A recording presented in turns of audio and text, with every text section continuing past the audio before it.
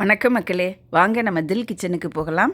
இனிப்பு, புளிப்பு, துவர்ப்புன்னு 3 வகை சுவைகளை உடைய சத்துக்கள் நிறைந்த மாதுளம் பழத்தில் ஸ்மூதி எப்படி செய்கிறதுன்னு பார்க்கலாம். இதுக்கு நாம் மாதுளை முத்துக்கள் 1 கப் அளவு எடுத்துக்கிறோம். ஹைப்ரிட் வெரைட்டிஸை தவிர்த்துட்டு விதைகளோடு உள்ள மாதுளம் பழம் நாம் எடுத்துக்கிறது ரொம்ப நல்லது.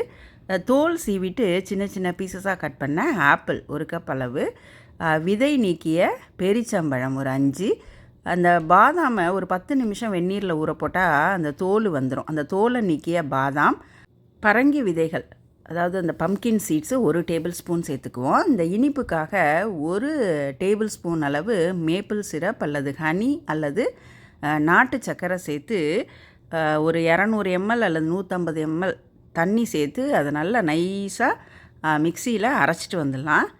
இப்போ நல்லா ஸ்மூத்தாக அரைச்சிட்டு வந்தாச்சு. இதை ஒரு சர்விங் கிளாஸுக்கு நம்ம மாற்றிக்கலாம்.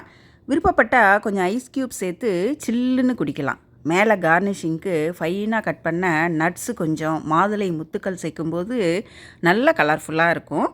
இந்த ஸ்மூதி காலையில் பிரேக்ஃபாஸ்ட்டாக எடுத்துக்கிறது ரொம்ப நல்லது, அல்லது எனி டைம் எடுத்துக்கலாம்.